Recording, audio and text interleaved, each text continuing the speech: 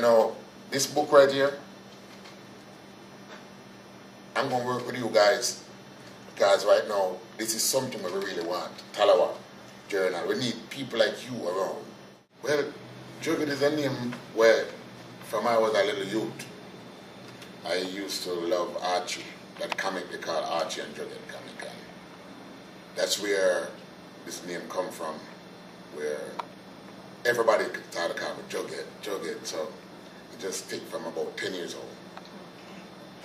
From school, I get scholarship to Jamaica School of Art, Music and Drama. That's an art and grad right there. Then from there, I went back in the country and started working with Couples Hotel, Issa, and then they trained me as a chef. And like 1988, that's when I decided to travel. So I started write some letters to the ship, and that's where everything started.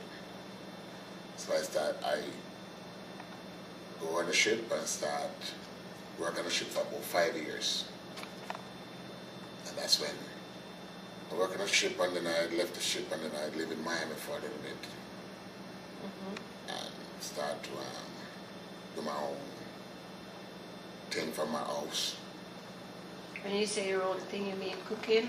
Yeah, I cook and put the food in the trunk of the car and drive around and sell food to people. You know, I sell it cheaper than the regular restaurant. I was like ahead, because when they sell for $6, I sell for $5. So that's how I really start my little business around, in and around, and everybody know me. Then I get involved with the music, a sound system in Miami they call music, Crystal Sound, and Sonny. And that's where we start doing things. I try to get people involved. I try to get kids involved, parents, politicians, everybody. True that everybody in Miami know me as JugHead all around. So anything people would come and somebody want an address, phone number, they come to me, because everybody around me, you know? So that's how really and truly my love towards people really go. And you consider yourself more like a community person then? Yeah. Just putting the dots together. Right. And you started out by the food, and then you go on to meeting people and joining the dots with, what else do you do? Do you go to Jamaica and do any work there with children or anything like that? Everybody knows the struggle in America when you come to America in the street. So when you come to America and you're there on a visa and you're there on this land, you have to do discreet and you have to do. So them time I used to be undercover doing what I do, because I wasn't straight. I was kind of people, straight up. I wasn't straight, but at the same time, I get things done. So them time I couldn't travel to Jamaica and nothing. But the whole hope and intention was to set up some foundation in Jamaica.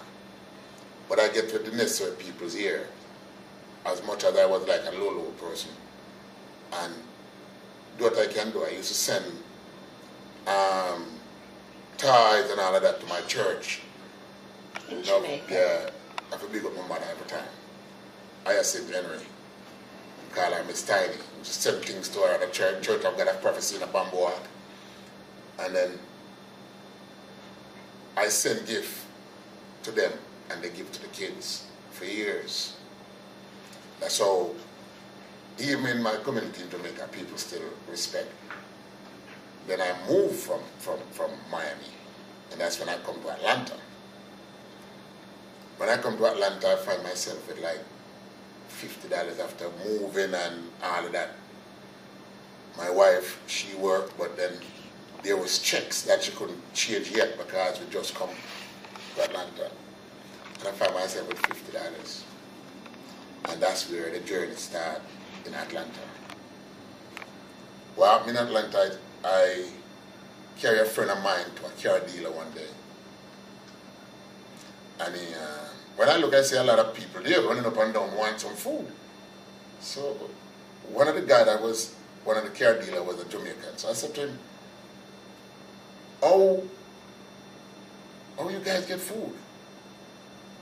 And him said, boy, right now, but I like somebody bring some food for me, you know. I said, what? So I look at my friend, the one I care for the interview, he wanted to be a salesman too. And I said, Lou, you know, so we can make some money. Lou said, oh, you make money? I said, boy, I make $50, you know. And then when I want some food, he said, well, you do it $50 to bring food. I said, all right, watch. So I left and I go to Club Food supermarket and I buy 10 pounds of chicken. 10 pounds of chicken and 10 pounds of rice, some seasoning. And I said, okay.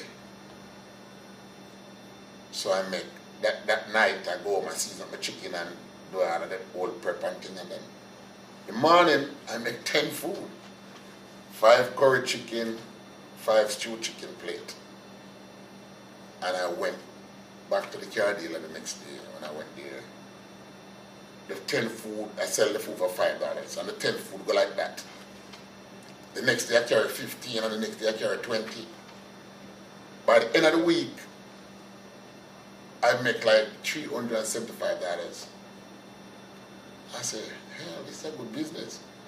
From that, I start to drive around, so I move from that place to that place till I got a clientele of over 300 people a day selling food for $5. So in Atlanta now, everybody started to get to know this JugHead. I was the first one who started selling food, drive around and selling food here. Then I look at it and people, I was from Florida, so Florida you have fish. In Atlanta they can't get the fresh fish. So what I do, I used to have a van. So I used to go, during the time of selling the food, I used to leave here in Atlanta like 2 o'clock in the afternoon after I finish, and drive to Florida just like 8 hours or 9 hours sometime, and come back the next day with 3 igloo of fish. And so I started selling fish and food during the course of the day. So that's how I start make money here.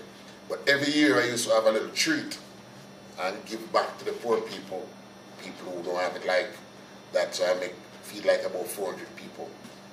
Through one day, a friend of mine come to me and said to me, JugHead, you know, you need a restaurant. By this, I was still illegal in America. You know, it go. He said, I'm going to put up the money for you. I said, no, I don't want the money from nobody. You know.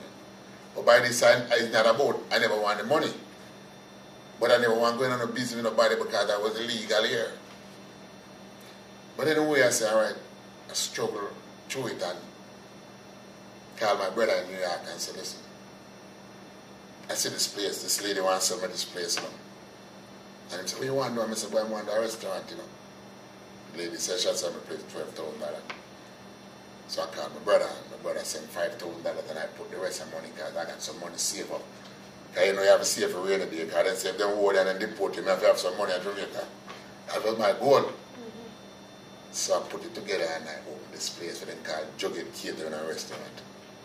So that's how I moved from that time till now.